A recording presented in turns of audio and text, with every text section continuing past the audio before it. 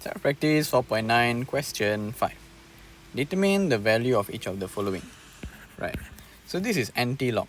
Anti-log is the inverse of log. So if you look at your calculator, this is the log button. So inverse log means shift log. So anti-log will be 10 power 2.1423. So 138.77. Then B, anti-log, so shift log 1.3923.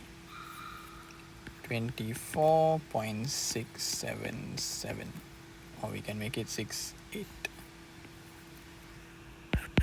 C, anti-log 3.7457, so 5568.01. 37457, okay, that's correct.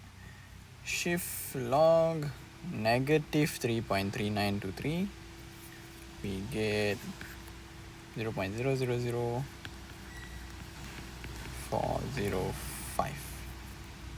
Okay. Negative 2.5676, 0.00271, and then shift log negative 4.5555.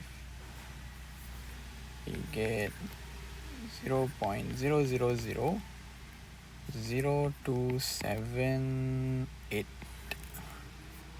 That's it. That is anti-log. Shift log lah.